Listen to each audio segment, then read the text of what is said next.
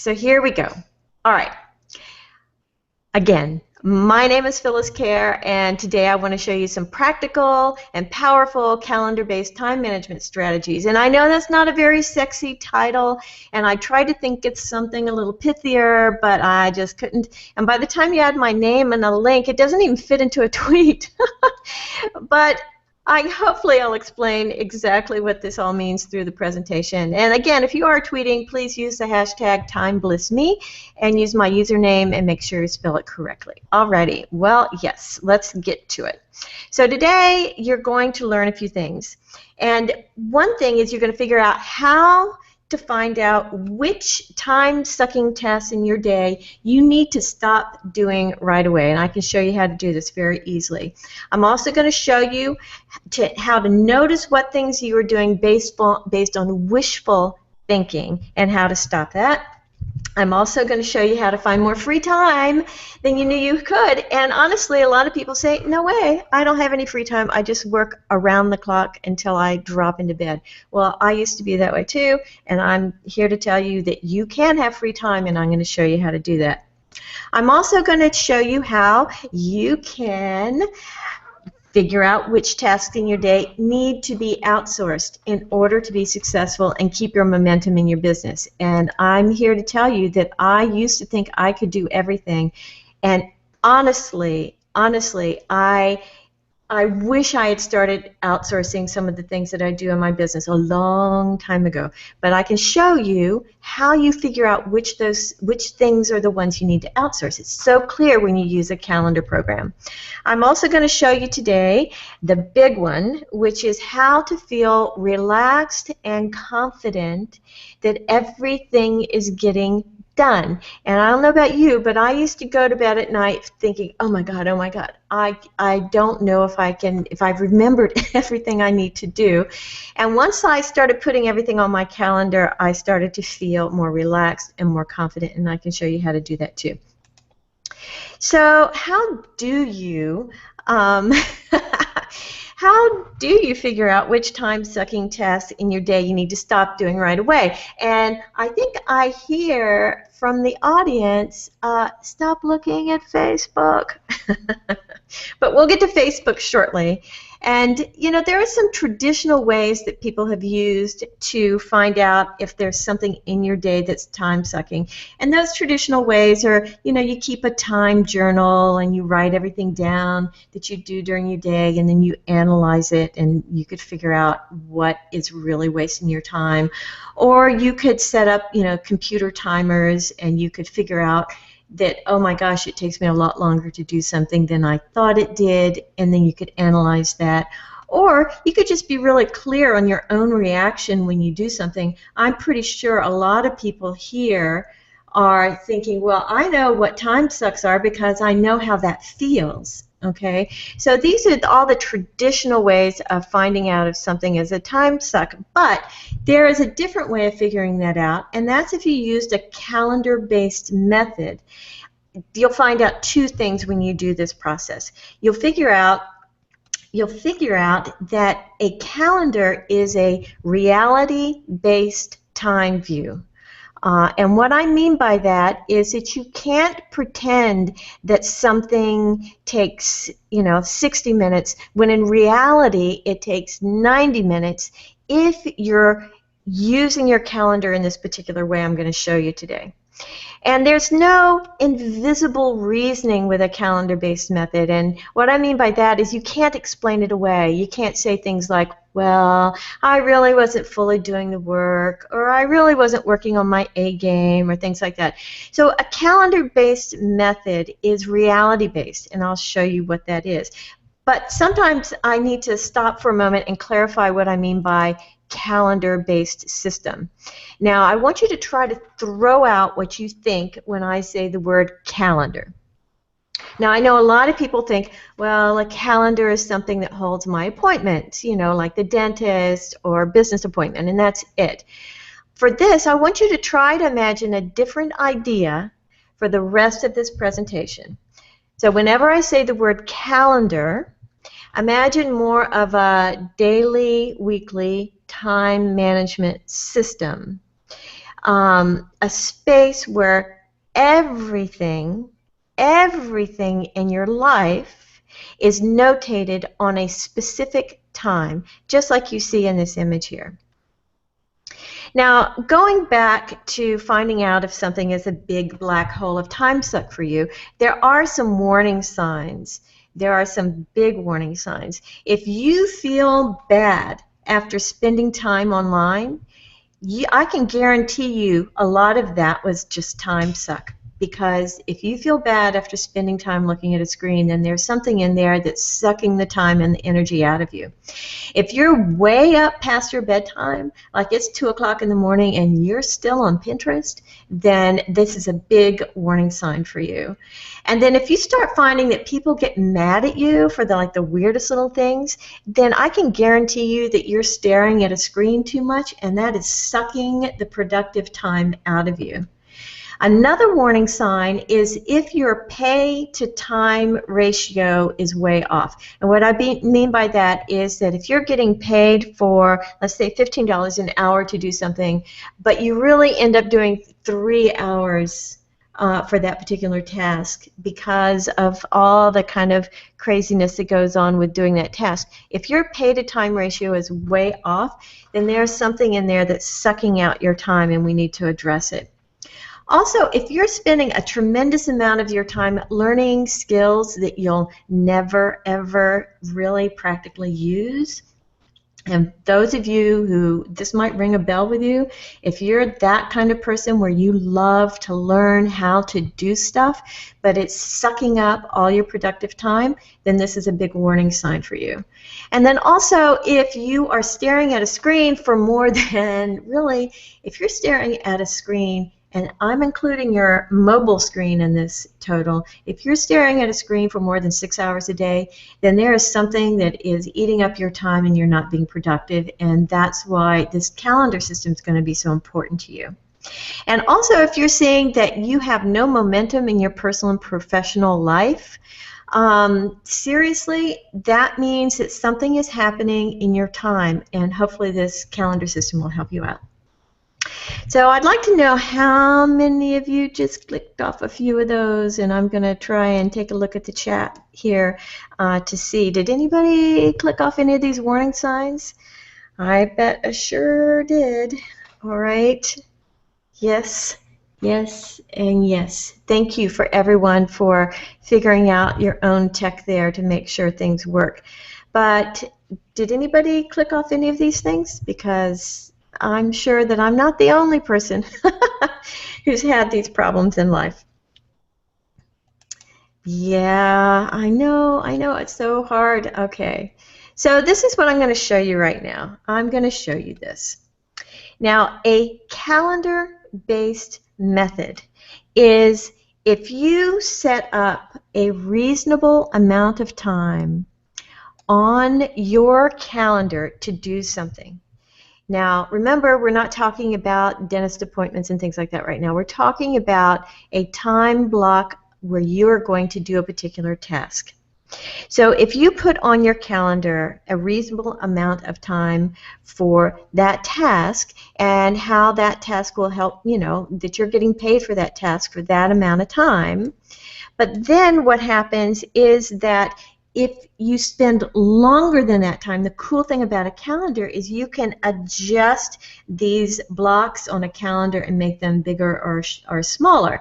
So if your block of time that you're doing something, you expand it to match the actual amount of time that you did, and you notice that this is an unreasonable amount of time for the task, then this is a really big heads up for you. You really, really, really need to do the math on this.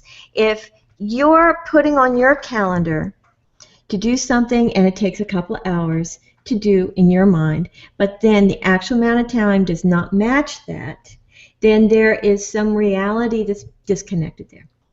Now, the cool thing is that your calendar will teach you how long something will take to do.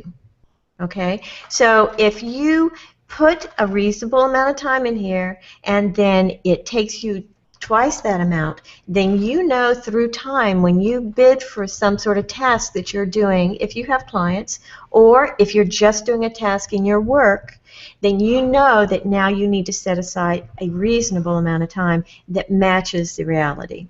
And I hope that makes sense to everybody. So for example, in a calendar-based method, if you have this reasonable amount of time for doing the task, but then you have this researching how to do the task, but you don't notate it on your calendar, what you'll begin to find is on your calendar, you will start to book things too close to one another because you didn't place in your calendar the time it takes to research or the time it takes to learn something. So going back to this calendar system, as you start to put things on a calendar, which I'm going to show you a little more of how to do that in just a moment, you'll start to find that these blocks might be bigger than you think they should be at first. So you always have to do the math on this. Math. That's my t-shirt of the day. So now another thing that you need to do is you need to find out, let's just say it this way. If you organize your calendar with all the tasks you need to do in a week, everything, like all the tasks that you need to do in a week, just like you see in this image here, where I've set aside blocks of time to do something. But then you start to notice something interesting. The cool thing about especially Google Calendars is you can move things, you can drag and drop things on your calendar interface. So if you find yourself moving something from, let's say, Tuesdays and you move it to Friday, and then there's this little thing on Wednesday that you don't do and you move that to Friday too, and then you have this other little tiny little thing and you move that to Friday.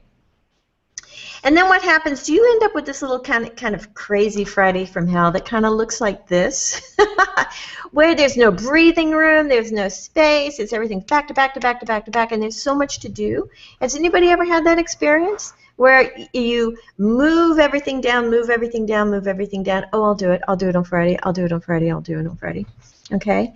So the interesting thing about that is your calendar will tell you which of these things you really, really, really need to outsource or give to someone else or just stop doing.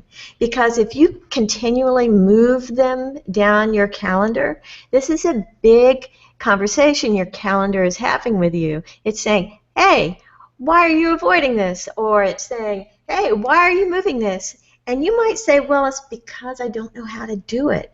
Or you might say, I don't have the time, or this is going to take longer than I've set aside, or I don't really want to do it. I mean, all of those things are things that your calendar will tell you.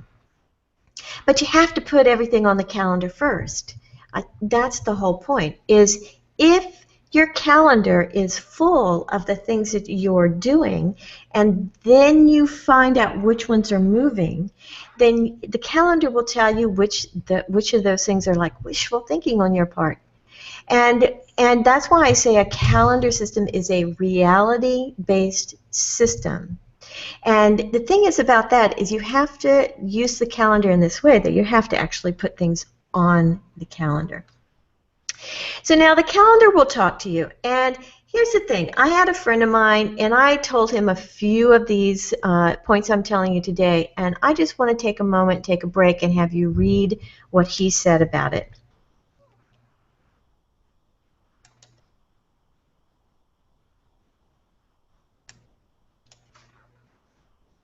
So I hope you're reading that. And I'm just going to read it back in case for some reason someone can't see it or they're just listening to this in audio version. But here's the quote. My time tracking and calendar blocking is on hyperdrive, and I am so much more productive. And more importantly, I see where I need to say no. I see where I need to raise rates to afford to have more free time. I see where I need to delegate more. And I tell you seriously, this is one of those moments in my career that I will remember as one of the most pivotal. And that's from Jason Weiser, and he's a good buddy of mine. And see, that's the thing. He just took these couple of little things about putting everything on his calendar in time blocks, and he started to notice things, and he noticed things very quickly because the calendar, again, is reality-based. All right, so now, notice that there are some open spaces on this particular calendar image. Now, I want to tell you, I used to have 0 open spaces in my life. I mean, 0. I was stressed, and seriously, I talked about it all the time. I talked about giving it up and giving up writing the books and the teaching, and I wanted to go buy a banana farm in Costa Rica. Well, I kind of still want to do that.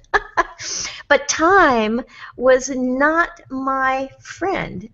Seriously, it was not my friend. I kept saying things, I don't have enough time, that time is not on my side, time is running out. I mean, those were the things I was saying to time. Okay? And let's be really clear here about this. I fully and firmly have a deep understanding that everyone is the CEO of their own life. And if you believe that your particular situation is someone else's fault or is time's fault, then I want you to especially listen through the next 3 slides, because I know without a doubt that you can turn this around, because I did it. And I have free time now, and it's really freaky weird to have free time and still get everything done. And I have to tell you, for someone like me who filled up space all the time with lots of things to do, it can be really weird to have free time. So let's talk about that for just a minute. Now, a lot of people say that if I ever get free time, I'm going to the beach, right? I'm going to chill, I'm going to sit back, I'm going to read a book. But then sometimes when they get that free time, what happens is that they do this. They work. They work and they work and they work and they build it, and they're working it, baby, right? And I am positive the reason reasonable people spend their free time working more instead of hanging out at the beach is they're afraid. And they believe they need to keep throwing balls up into the air or everything will come crashing down. And they are, and I don't use this word lightly, addicted to the drug called gotta do. I gotta do this, I gotta do that, I gotta do more for 100 different reasons. And somehow people have become drugged by this physical chemistry of being revved up, this adrenaline-fueled business building. I bet you there are some people out there who can relate to this. And I bet if you say it in the chat room, there will be people. Now, there are people who, when they get free time, and the whole reason I'm talking about this free time is that when you start using a calendar-based system and you start getting very efficient and organized in what you do, you will get free time. And for some of you, you won't know what to do with it. And if it was like me, every time I got free time, I would kind of like spin out of control because, oh my gosh, I could go to a movie, or I could cook a dinner, or I could go for a walk. And there were like so many possibilities. But what happens a lot of time with people like me is there are so many possibilities that you just kind of shut down and end up on the sofa binge watching some TV show, right? So this is the thing about a calendar system. If you have trouble dealing with free time, then you can fix this with a calendar system. So the way you do this is you create a calendar time block on your calendar that's called free time, and you put it where you generally end up having some space in your day. And inside the description area, you actually list all those cool things that you keep telling yourself you're going to do if you ever get free time. Like walk 2 miles, or bike 2 miles, or read that book on Kindle, or do a spa time, or whatever. You put your list in that description. And then this is the most important part. When you get to that time block on your calendar and you open it up, you just have to be willing, and I'm going to say that word again, willing to do the next thing on the list. Now, I know some of you are thinking, geez, I have no problem with free time. If I get free time, I'm like totally okay with what I can do. Well, some of us do have a problem with free time, and this calendar-based solution will help people like me tremendously. So how do you get all this free time, right? Well, most people start with a checklist, right? And I'm just going to have a day here with the checklist. So how many people out there are still using a checklist, a daily checklist? You can put that in the chat. I'm a fan of the checklist, but the checklist to me is only step one. If you stay with just a checklist, I tell you, there's so many problems with this, and there's so many things that you can do in step two that will make a checklist work for you. Now, here's the thing. The problem with the checklist has several problems. One is that it's generally a never-ending list. And I like to call it little bunny rabbits, because the more you put on the list, the more you think of to put on the list. And if you sat down, seriously, you could have this list go on, you know, until you decide to put the pen down. It's a never-ending list. But here's the thing. One of the biggest problems with a checklist is the frustration for not completing everything on the list, right? So you work all freaking day and you only get to check off 2 things. Now, for those of you in a work environment where this is part of your job and there are things you need to do and you're just working off a task list, I have to tell you, you need to take this to step 2 instead of just keeping things on a task list, because it's so frustrating to not get everything done. But this is the weird thing. The checklist is not based in time reality. And that's because the things on your list might actually take days or weeks to complete. But because it's on just this one tiny little line, it looks like it should take equal amount of time as the thing before it and after it, right? They're equal in their value, but not in reality, right? So that's a big problem with a checklist. The other thing that's a problem with a checklist is it's a random list. So it's just whatever your brain throws out there that you need to do. Then you have to go back and you have to prioritize it and you have to sort through it and you have to move it, and it's a lot of work just working with a checklist. And that's, again, a very big problem. And here's the big one for me, and I'm sure other people have this, that it's easy to ignore this little checklist or forget it, only to find it like 2 days later and realize that nothing on that list was completed, right? And I'm positive I'm not the only one in this category. So now here's the thing. Step 1, if you're still making a checklist, is to make the list. Step 2 is you take this checklist and now you're going to put it physically on a calendar. You're going to take each one of those lines on that checklist and physically put it on an actual time during the day. Now, a lot of times when people do this, they take their checklist and they put it on a physical time during the day. It's a big fat reality check, because honestly, if you do this and you put everything on your checklist, you will find that it does not fit into one day. You would have to be working till midnight sometimes to get things done on that checklist. So then you think, okay, well, I can move this over to the next day, move this over to the next day, move this over to next week, right? And that's the cool part about the calendar-based thing, is if you put everything in and then you have this big reality check that there's not enough physical time in my day to do everything on the list. So where do I move this stuff? Right? So if you'll do that, you'll start to see how the checklist is really only step 1. Now, I have to tell you, I am fully a member of the Superwoman Club, and I truly, think about this now, I truly used to think I could do everything in a day, somehow like bending time to my will. That was like my superpower. But if I did that and I really pushed myself, by golly, I'm going to check all those stupid things off, I was more stressed than ever. And I was not a very good CEO of my own life by doing that process.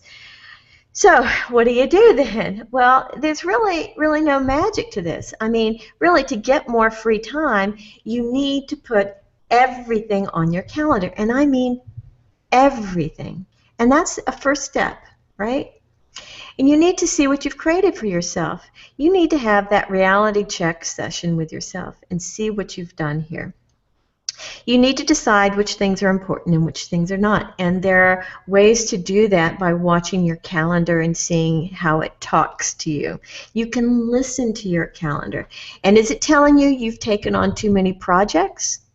If you're working in a work office and people have given you lots of projects to do and it's just on a task list, it might seem as if you could complete those pretty quickly. But if you take those things on your list and put them on a calendar with the correct amount of time that it's going to take to complete that task, then you'll notice that that checklist could take months to complete. And so if you're a solo entrepreneur and you've taken on 15 clients and you have to do all their Facebook postings and all their Twitter and all their LinkedIn and all their YouTube, and you start to put the amount of time that it actually takes to do that on your calendar, you might find that you've got 5, 10, 15, 10 too many clients. Or else you're going to have to develop your own team. It'll become very clear when you use this calendar-based system. Have you taken on tasks that you're not skilled to do? Yeah, when you put everything on your calendar and you start moving things over, I'm not doing that till Friday, I'm not doing that till Friday, and like I said, you end up with that Friday for hell, then it becomes very clear that you need to outsource that. I mean, the calendar absolutely tells you that. Now, I want everybody to take a deep breath right now because I'm going to talk about something that might get a little people upset, but here we go. I want everyone, count your open tabs right now. Yes, you count how many open browser tabs you have right now. It might take a minute, but go ahead and count them out. I want you to count them out because we're going to go through this little exercise, okay? And I want you to think about this. Every tab you open needs a little bit of your brain to remember why it's there in the first place. So if you open 1 and then 2 and then 3 tabs like that, then there are 3 bits of your mental capacity. It's now dedicated to remembering about those 3 tabs. It's sort of like a background system running. Seriously, it's like a background system. And it's not necessarily conscious, but sort of that deeper unconscious sort of subconscious layer. Oh, I have all these tabs up. I have to do this. I have to do this. I have to do this. And I have to do this. So now you've got all of this brain dedication to this. So every open tab holds a little bit of your brain hostage until the tab is viewed again. Okay, so when I talk to people about time management, one of the big things for me is that time also has to include how you're managing your tabs up on your browser. So everybody have a number? Do you have your numbers? I see. Oh, only 16. No. Okay, well, I'm going to keep your number in mind. Here's what we go here. All right, count your open tabs. You ready? If you have 1 through 5, then I consider you still focused on a singular project and that things are fine in your tab world and you're okay. But if you have 6 to 10 tabs open, then your brain is starting to slide and it's starting to dedicate more space to keeping these tabs open, which will cut down your productivity and which will increase your stress. Okay, and if you have 11 to 20 open, honestly, that's just really too many. It's too many. It will take up too much of your brain to remember what's going on there. If you have 21 to 30, oh my gosh, okay, if you have 21 to 30, how does your brain feel right now? I can tell you right now, if you have 21 to 30 tabs open, you are feeling overwhelmed. I can almost guarantee it. All right, and if you have over 30, oh my gosh, seriously, you just need to close it up and go home. Seriously, just close it up and go home. Now, here's the thing about these open tabs.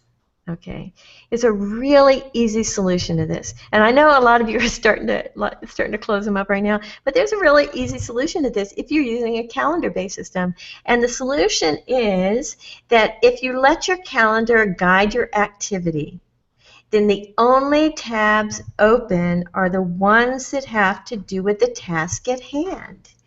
And when the block is over, you just close those tabs, right? So if you have a task block of doing a particular project and it involves, let's just say here, Facebook, Hootsuite, and LinkedIn, just for an example, then those tabs can be open, and then you do that process, and then you can just go ahead at the end of that time block, close those out. Now, what happens is that a lot of times people will be doing a project and they've got Facebook, LinkedIn, and Hootsuite open, and then they kind of get distracted, and then what happens is that they start clicking to this video and this article and this, that, and they go down the rabbit hole and they don't stay focused. So if you watch the number of tabs in your browser and you realize what this means now, you'll start to notice sooner that you're starting to time suck your time away. And so that's why I go through this tab process, because it will stop an activity, it will stop a habitual way of doing things online that just sucks up your time. So, but you have to do this. You let your calendar guide your activity, and the only tabs open are the ones that have to do with the task at hand. And I'm telling you, if you do this, the brain overwhelm will immediately lighten up like that. So now, speaking of tabs, we want to talk about these two things here, Facebook and email. Now, here's the deal. A lot of people have Facebook and their email open all the time. And the only reason you should have Facebook open all the time is if you have clients and need to manage their accounts on Facebook. But even with that, you really need to have alerts and notifications set up for that, and not necessarily have Facebook physically open all the time. Just close it up. Just close it up. And I'm not going to dive deep into email because I think there's some really wonderful programs and strategies out there for managing your email. And in general, you need to have a system in place that works for your particular situations. And I know that some people, they only check their email 3 times a day. And I highly recommend that. First thing in the morning, at lunch, and then in the afternoon after about 3:30, 4 o'clock. And I bet you know there are some people that you email like in the middle of the day and you don't ever hear back from them until after 3:30. And you'll know that that's why, because they've put in an email system into place to help manage the overwhelm. And I highly recommend at least doing that. So just close that tab and only open it up during those 3 time slots. Now, I've been talking about, this time system management program that I've been working on, and there are just 6 rules for managing your time inside of a calendar. And you can do this right now whether or not you become a member inside my program or not. Just do these 6 rules, okay? Number 1, put everything on the calendar. Everything, just everything. There's a particular way to do that in a lot of cases, but just start putting everything on your calendar. And then here's the rule number 2, no overlapping. If you put something down, don't schedule something that overlaps it. You have to look at your calendar and find an empty space to hold that thing. And be realistic about the time. Again, if you put something on your calendar that takes 3 hours, and then you have something else that takes 3 hours, but you only have 5 hours to do these 2 projects, then you need to think about that. Because if you do rule number 2 and it goes into 6 hours, you're done. Plus you're over an hour. So it's a big wake-up call when you take on business and then see that you don't have the time to do it. So again, put everything on the calendar, no overlapping. And then the third rule is you can decide if you're going to have blocks of time or individual events. And what I mean by that is, let's say you have 3 people you have to call, right? You can either put in a block of time that says time to call these people. And inside the description area, you put the names and the phone numbers of the people you're going to call. That would be a time block. Or you can put their name and their phone number as an individual event on the calendar. Now, in this case, depending on your particular situation, you might choose one of these options. The nice thing about the individual event is if you don't reach one of those people, you can just drag that event to the next day and try them again. So that's something to think about, either a block or individual events. And then always set a reminder. This is a key ingredient to my particular system, is setting a reminder. I have a 10-minute reminder before each new block in my calendar starts. And that sort of like clues me into, oh shoot, well, I obviously did not organize enough time for this, or, you know, okay, now I can complete this in 10 minutes because my next thing starts. I know that there are some pretty high-level CEOs of some pretty major companies who use a calendar-based system, and they always put in a half-an-hour buffer time between everything that they do. And their reasons for that is that things might go over a little bit or start a little early, but also they like that buffer time to let things sink in from the last thing that they attended. So you might want to think about, as you organize your time, is not just to put things back to back to back to back, is to add those buffer times where there's nothing on your calendar. And then the other rule in my system is to do a weekly review. Oh man, when I started doing this, things really started to change, because as you're working through your week, you might be adding things to your calendar for next week. And then if on Sunday night you sit down and just review your calendar for the upcoming week, fix any place where there's overlaps, delete things that really don't need to be done, rearrange things according to when your brain works better, and just sort of make everything nice and neat and organized, I tell you, you'll sleep good on Sunday night, because then things are settled, you know things have a place to get done, and as long as you do the things that your calendar tells you to do at the time you want it to do, then you can feel relaxed because everything's going to get done. And it's so nice to be able to just let all of that go, knowing that your calendar has your back. And really, that's the 6 rules like that. And this system that I have is called TimeBliss.me, using Google Calendars. And I developed this starting back in 2010, when I really thought I was going crazy. And I needed to develop this. And this is how it's evolved, and this is what it is now. And there are some wonderful things in this program. I'm just going to take a few minutes and explain how it works. This system has 3 main categories. There's where I teach you how to use the system and all the calendar skills and how to expand things. And the cool thing is that in this particular section, I even show you how to take a mind map. Now, I know I didn't mention mind maps in here, but I do in this program, and that is that a lot of people, instead of a checklist, they think in terms of a mind map, and they draw out these incredible flow charts of how things go. Well, that's great, but that, again, I consider a step 1. And so step 2 is to actually put that on a calendar so that everything gets done in the way that you want it to get done in time, and that you can, again, not be stressed about it. In fact, my entire system of creating this product, I use this particular process. So I show you how to do that, to take something from a mind map and to place it on a calendar, and that's in this particular program.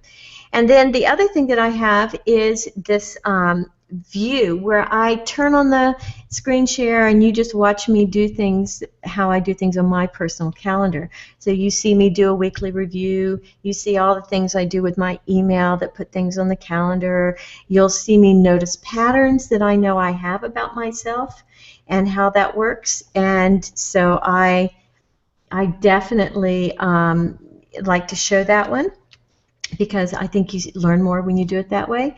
And also, the more I teach the system, the more I realized that I really needed a coaching session. I really needed to have in that, really important part of it. Because the thing is that people say, oh yeah, I'll put things on a calendar. And what I noticed is that they would start to do it, and then they'd hit some kind of resistance. And so I decided to put in the coaching aspect of this program for when people hit those blocks. And when you hit those blocks, you know, all of a sudden the calendar program is like, oh no, I don't want to do that anymore, because you're running into something. It might be a subtle form of procrastination. It might be a subtle form of not valuing your own ability to manage your own life. There's all sorts of things that go into this part of the system, the coaching part. And so it's in these 9 little blocks, and everything's in there. And the cool thing about this program is that I have the coaching parts are like these little audio podcasts. They're kind of really cool. I really enjoyed doing them, and they're kind of fun. And then the rest of the program is all about video and video tutorials, and so those are really easy to do. They start here, and if you click any of these videos, they pop up into a light box, and you can see this, and you can view it full screen on your computer or on your phone, which is really kind of cool. And then each section has a members-only comment section for Q&A. So there's no need for like a Facebook group or a G+ community. It's all self-contained right inside of the system. So here's the cool thing, and I know I've been talking so much and I want to answer your questions, and so let me just get through this last thing here, and then I'll go back and answer questions for you. And that is that the whole Time Bliss system using Google Calendar. Oh, very important point. I created the system using Google Calendar because, honestly, I'm kind of a Google fangirl. Now, you can use this system with any calendar system, as long as it has the functions that I talk about in this program. You will have to do a little translating if you're not using Google Calendar, but it can be done. So don't feel like the Google Calendar bit should hold you up. You can ask those questions inside the group, and I can help you through all that. But just to review, TimeBliss.me has lifetime access. I'm not closing this up after a month. You have lifetime access to this, and even if I double and triple the amount of content in there, you still get all of that. Also, that this has membership-only conversation inside, so if you have, you know, things you want to keep private inside this group, you're very welcome to do that. Also, you have full access to everything right away. I'm not dripping anything out. Everything is right there ready for you to go. I have a 30-day money-back guarantee, and I have things in here that have the potential to change your life. Truly, potential to change your life if you're willing to take this step with me. So it's really very cool.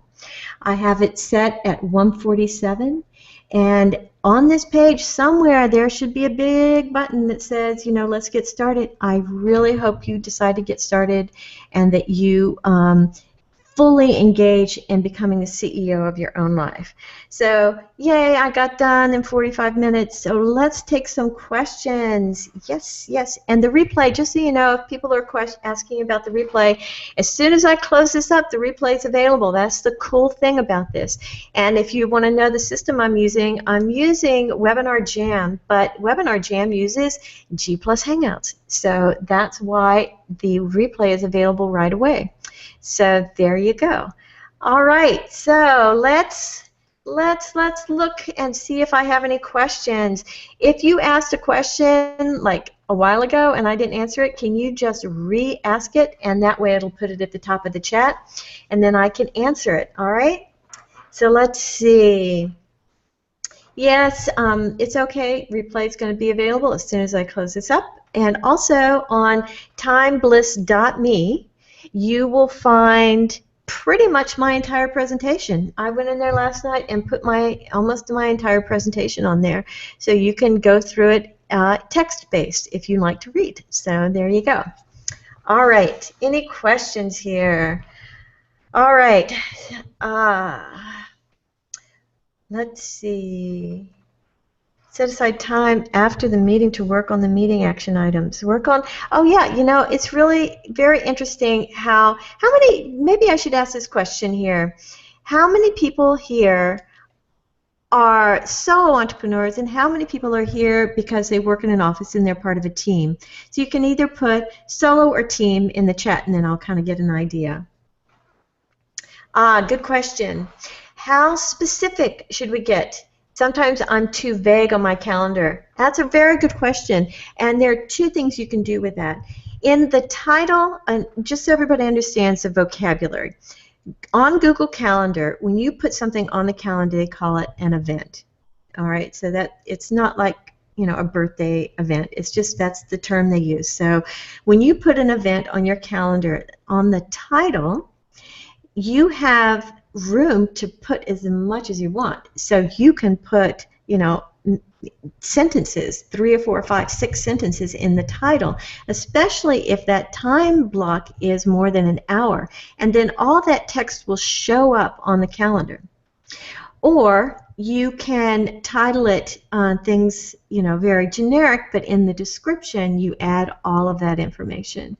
You have to kind of know how your brain works and how you want to customize your calendar that way.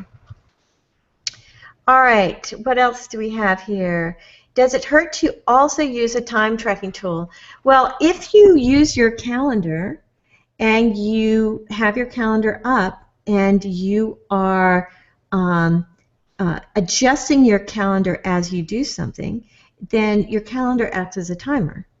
So for example, if I have on my calendar a 1-hour block to do something, and then I do the thing, whatever it is, the task it is, and I go to the calendar and I notice that it's a half an hour past the time that I had scheduled for it, all you have to do is pull that little box, the event block down to match the amount of time you actually took. And if you have timers set up, you will find that your next event will cue you into how much time you're taking. So anyway, there is a way to use your calendar as your timer. I hope that answers that. And let's see, solo, team for work, solo, team. Yay, I see everybody there. That's great. So let's see if I can find any other questions I can answer real quick. How do you deal with people CCing you on business email topics that you don't really need to see? This is a big time suck for me, reading emails that do not require input or response from me. And these represent 50% of my emails. Actually, it's a very interesting thing that a lot of people who work with a team, they stop using email for their team, and they'll use something like Asana, or they'll use something like Stark, I think is what it is. Michael Hyatt just did a blog post about it. And so what happens, and Michael did a post, you can go look it up, he said that he did a little research, and about 85% of his email was from his team. And so he took all of that conversation inside a system, and I think it was called Stark, if I remember correctly. You can go look it up on his blog post, or maybe somebody can find it real quick. And so what that does is it frees up your email, and then that way you can go into your system and see which things you actually need to look at. Also, your team needs to know how to CC properly, and also in the subject line put who needs to respond. So for example, if you have a team email and in the subject line you have next project list dash Sally, Joe, and Stan need to reply. All right, so that it's very clear in the subject line who really needs to see that. A lot of people use that kind of system in their email. Hope that helps. All right, let's see what else do we have here. Any other questions? Great, great. Well, everybody, really and truly, I could talk about this forever, but the time is up, and I really need to close this up and take a break, and I hope you got something out of this and that you can start using some of these tips right away. And if you're ready to go ahead and start the program, you should see it right there where it says Time Bliss using Google Calendars. Get started at the bottom of this chat box. If you don't, you can just go to timebliss.me and read through it and click the red button to get started. And as always, I am totally available to anyone on any social account, on Twitter, Facebook, LinkedIn, anywhere. Just go ahead and ask me a question. I'm very happy to help. And thank you very much for attending.